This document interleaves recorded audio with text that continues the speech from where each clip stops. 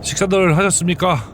예, 저는 설 연휴에 남은 음식 먹느라 혈당이 폭발하고 있습니다. 예, 워낙 전이나 떡국 같은 분식을 좋아하니까 조심해서 적게 먹는다고 해도 이게 워낙 기름지고 밀가루가 많은 음식이라 혈당이 엄청 올라가는 느낌적인 느낌이 있습니다. 혈압약 먹고 당뇨약 먹는 것이 남일이라고 생각했는데 이제 제가 그러고 있죠. 아직은 둘 다 경계성이라 예방 차원에서 먹는 것이 좋다고 해서 그냥 먹고는 있는데 뭐 평생 먹는 것이 좋지 않다라고 해서 안 먹고 버티는 분들도 있다고 하는데 저는 그냥 약 먹고 음식 편하게 먹는 것이 나은 것 같아서 의사가 그냥 처방해 주는 대로 먹고는 있는데 이게 은근 불편한 감이 있기는 합니다. 다들 건강관리 조심하시기 바랍니다. 중년은 건강이 최고죠. 오늘 이야기는 쿼터에 관한 이야기를 좀 이어나가 보려고 합니다. 쿼터급을 보면 250cc부터 300, 350, 400, 450, 500까지 보통은 쿼터급에 포함을 시킵니다. 그런데 이게 왜 나누어졌는지는 저도 잘 모르겠습니다. 예전에는 250, 500이 주류를 이루었고 최근 스쿠터나 쿼터급 오토바이가 많이 개발되면서 출력 경쟁으로 전체적으로 배기량이 많이 올라간 느낌이 있고 중구난방이 되었다는 느낌이 있습니다만은 이유가 있을 것이라고 저는 생각하면서도 이게 맞는 것인지는 모르겠습니다. 아시는 분 있으면 댓글 부탁드리겠습니다. 오늘 이야기의 중심은 쿼터급도 급이 있다라는 주제로 이야기를 좀 해보겠습니다. 쿼터급 내에서도 배기량이나 제작 형식에 따라서 차이가 난다는 이야기를 아주 길게 하는 겁니다. 이야기 들어가겠습니다.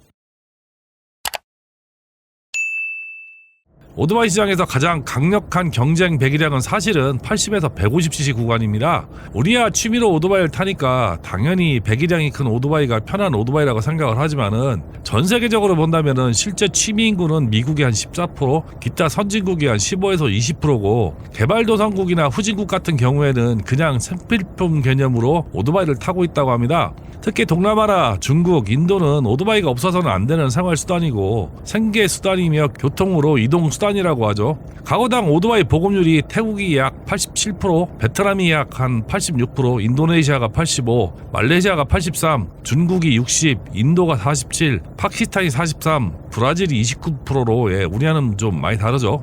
우리나라는 대부분 오토바이가 아니라 자동차를 가지고 있는데 이보다 보율이 상당히 높습니다.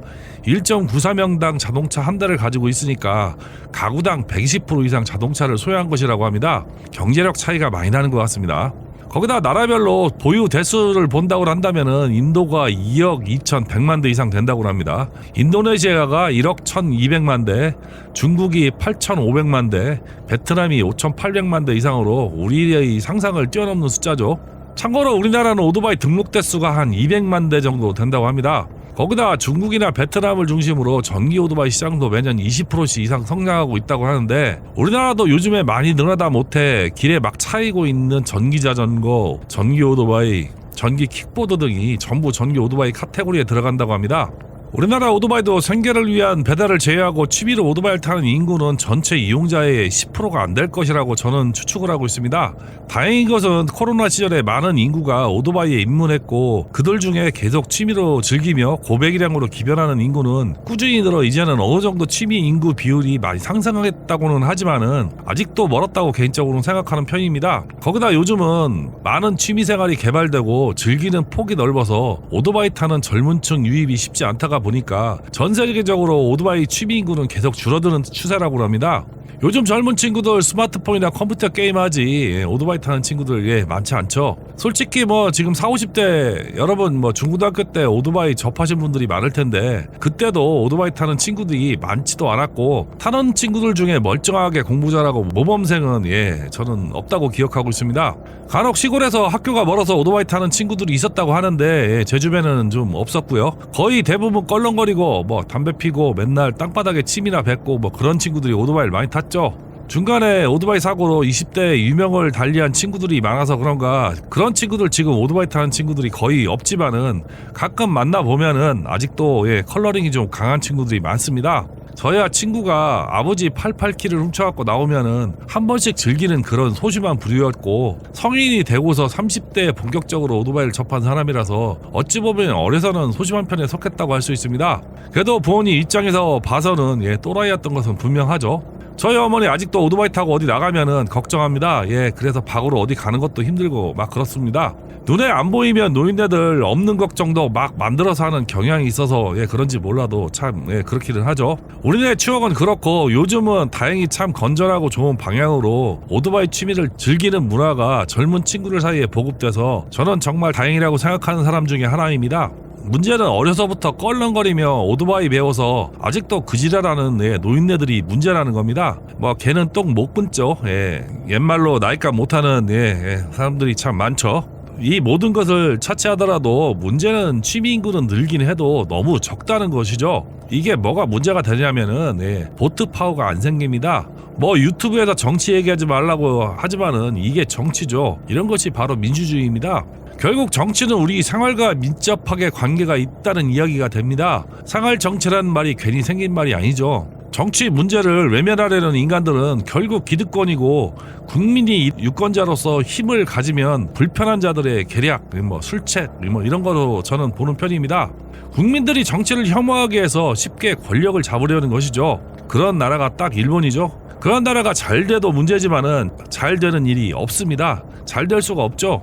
그래서 오토바이 취미 인구가 늘어야 유권자로서 투표에 힘이 생기고 그를 무기로 저용도로 통행도 요구하고 고속도로 통행도 요구할 수 있는 겁니다. 그런데 취미로 오토바이 타는 지금 인구 가지고는 택도 없는 일이죠. 그러니 취미 라이더 잘못이니 딸배가 어쩌니 저쩌니 하고 매일 싸우고 서로 깎아먹는 쌈박질만 하고 있는 겁니다. 그렇다고 마냥 손 놓고 있어야 하느냐? 절대 그렇지는 않죠. 앵그리 라이더처럼 열심히 싸우는 일도 해야 합니다. 어려운 일이지만은 계속 싸워야 관심이라도 유도할 수가 있죠. 어느 나이 젖 더 준다는 이야기가 괜히 나온 말이 아닐 겁니다. 하여간 취미 인구는 계속 많이 늘었으면 하는 제 개인적인 바람이 있습니다. 먼저 배기량의 효율성에 관한 이야기를 먼저 해볼까 합니다. 중학교인가 고등학교 공업시간에 배운 자동차의 효율성이 가장 높은 배기량은 실린더당 500cc라는 이야기가 기억에 납니다. 그래서 자동차도 1500cc, 2000cc가 물리적, 공학적 최적의 효율이 나오는 배기량이라고 하죠. 우리가 타는 자동차 배기량을 생각해보면은 답이 딱 나오는 숫자죠. 하지만 요즘은 터보니 슈퍼차전이 여러가지 출력을 높이는 장치가 개발돼서 이제는 이런 물리적 공학적인 법칙은 많이 깨졌지만은 그래도 기본적인 바탕이 있는 숫자는 확실한 것 같습니다.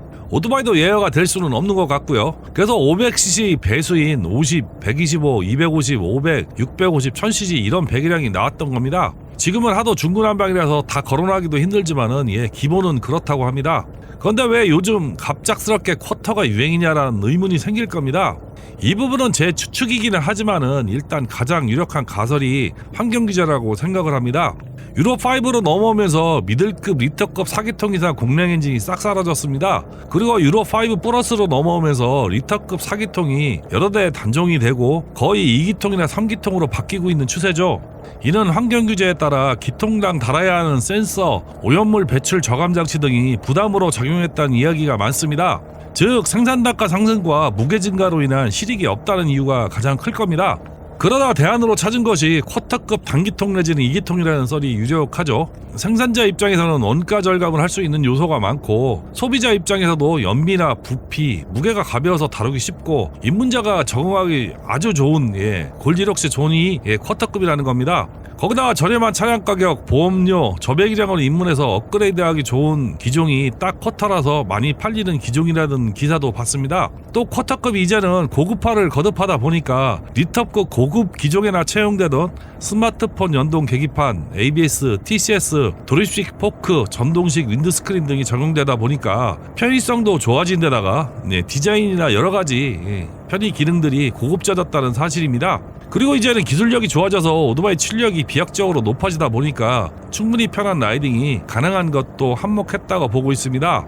이렇게 인기가 많고 잘 팔리니 수익이 많이 남는 쿼터를 제조사가 안 팔 이유가 없는 거죠.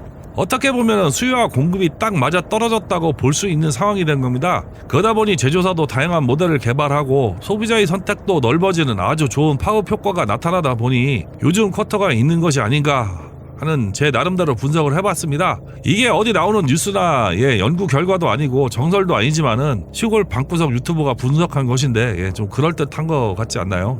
아니면 반대 댓글은 반사입니다.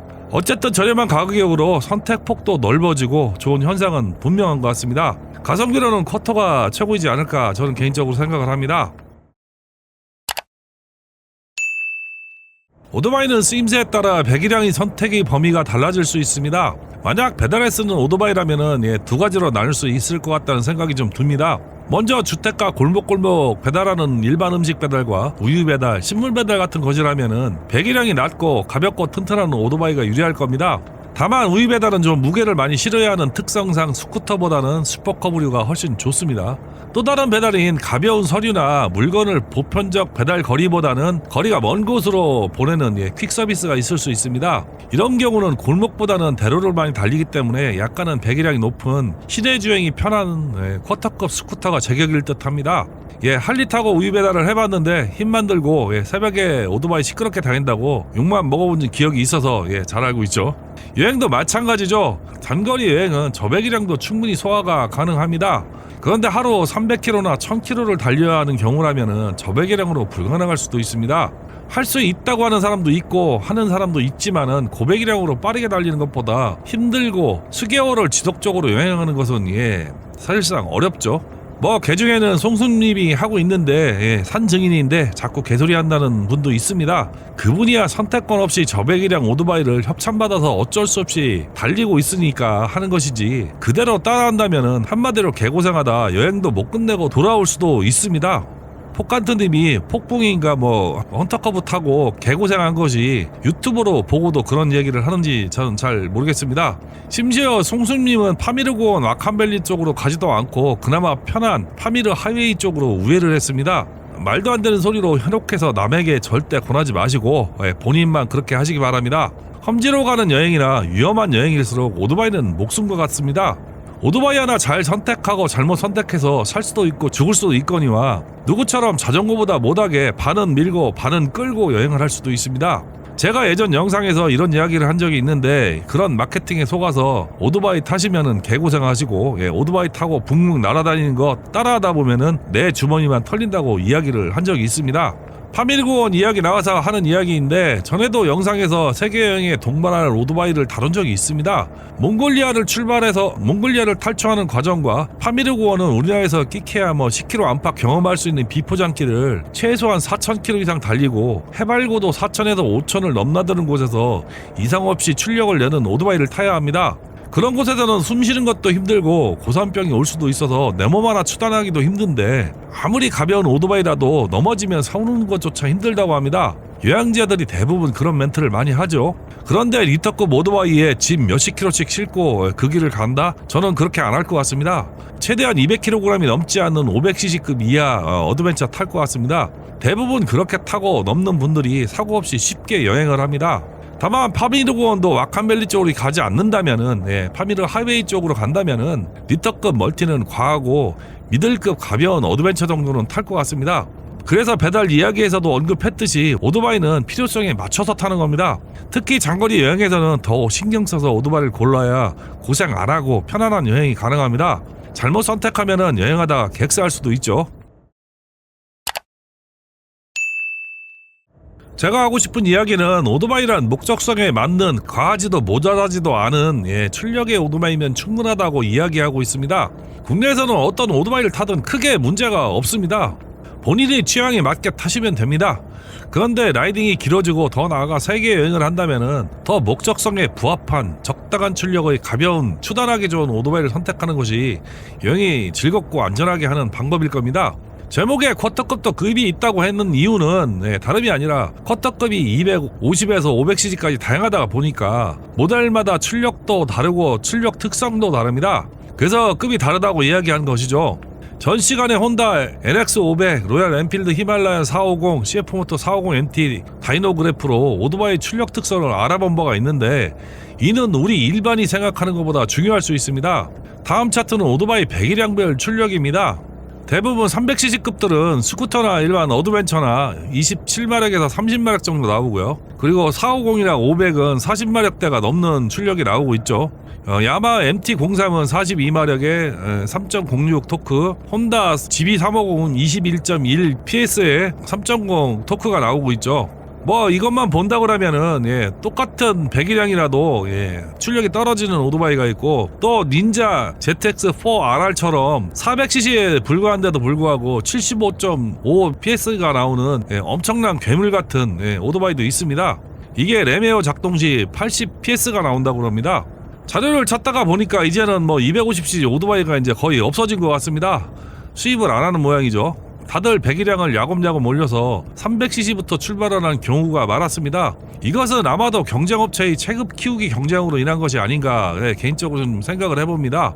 보통 250급은 20에서 25마력에 2kg 정도의 토크가 나오는데, 이게 오토바이 표준이라고 생각하고 시나리오를 생각했는데 그런 오토바이를 국내에는 수입하는 것이 없다는 것이 좀 그렇습니다. 그래서 종류별로 6기종을 퍼왔습니다. 혼다가 많은 것은 다른 업체 홈피에 막 들어가서 봐야 하는데, 다른 업체 퍼오는 것도 좋긴 하겠지만은 핵심에서 벗어나는 것은 아니라서 제일 퍼오기 좋은 혼다를 퍼왔습니다. 업체마다 다들 비슷비슷합니다. 다만 어떤 형태의 오토바이인지에 따라 약간은 달라지는 것 정도죠. 특성을 좀 알아보겠습니다. 일반적인 수랭 엔진의 경우 100cc당 9에서 10마력 정도의 출력을 냅니다. 이는 슈퍼커브도 대충 그 언저리의 엔진 출력을 내고 있죠. 다만 스쿠터나 아메리칸 계열은 같은 엔진을 사용하는 경우라도 100cc당 10마력 언더나 약간 더 넘는 출력을 내는 경우가 대부분이고, 수냉 2기통의 엔진의 경우는 효율성이 약간 더 높아서 11마력 정도의 출력 특성을 가졌습니다. 다만 닌자처럼 4기통으로 만들어서 말도 안 되는 출력을 갖게 하는 것도 이제는 가능하게 되었죠. 여기서 문제가 되는 것은 공랭 엔진입니다. 이는 혼다나 로열 엔필드나 공통적인 문제인데, 거의 꽉 채운 350cc인데도 불구하고 20마력 언저리 출력밖에는 안 나온다는 것이 문제죠. 이는 혼다 PCX가 15마력 언저리 나오는 것과 다를 바 없다는 이야기가 됩니다. 그리고 30마력 언더로 나오는 스쿠터나 CRF300은 편의성이나 오프로드 주파 능력은 우수할지 몰라도 포장도로에서의 주행 능력은 40마력이 넘는 450MT나 레벨 500에는 한참 못 미친다는 결과가 나오죠. 대부분 이런 엔진들은 출력이나 스피드보다는 내구성과 안정성에 초점을 맞춰진 엔진이고, MT-03이나 닌자의 경우는 출력과 스피드에 목숨을 건 엔진 특성이라서 그런 듯합니다. 이는 보어, 스트로크나 압축비를 보면 확연하게 좀 나타나죠. 대부분 보어 앤 스트로크는 둘 다 비슷비슷한데 MT-03과 450MT만 쇼스트로크를 쓰고 있죠. 압축비는 순행은 10대1에서 11.5대1 정도가 보편적인 압축비고요. 공랭식만 9.5대1 압축비를 사용하고 있습니다. 공랭식의 경우 패션카로 올드한 이미지와 사운드를 위해 극단적인 롱스트로크 엔진을 채용하고 있는 것 같습니다. 혼다와 로열 엔필드 공랭식 엔진은 롱스트로크의 낮은 압축비 그리고 낮은 최고 출력 RPM을 가지고 있다는 것이 거의 공통점이죠. 이렇게 만든 이유는 간단합니다. 공랭으로는 충분하지 않은 냉각 시스템의 영향으로 내구성을 확보하기에는 불리하기 때문에 고압축비와 고회전 엔진을 못 만드는 것이거나, 만들 수 있어도 아주 좋은 소재와 부품을 써야 하기 때문에 이득이 없어서 그런 것으로 추정을 하고 있습니다. 비싸게 만들어서 비싸게 팔면은 여러분 사시겠습니까? 안 사겠죠. 혼다는 과거 70에서 90년대 공랭 고성능의 표준이었던 CB750도 9.0에서 9.3대1의 압축비를 가지고 있었습니다. 아마도 이게 공랭 엔진의 한계가 아닌가 합니다. 문제는 20마력 전후의 엔진 성능으로 장거리를 갈 수 있느냐 이 이야기입니다. 125로도 세계여행도 하고 할 수 있다고 한다면은 더 이상 할 말은 없습니다만은, 과연 그게 최선의 선택일까요? 라는 생각은 좀 해볼 수 있습니다. 미국을 포함한 북미에서는 전혀 권장하지 않는 스펙이 저배기량과 쿼터급 공랭 엔진입니다. 이유는 간단하죠.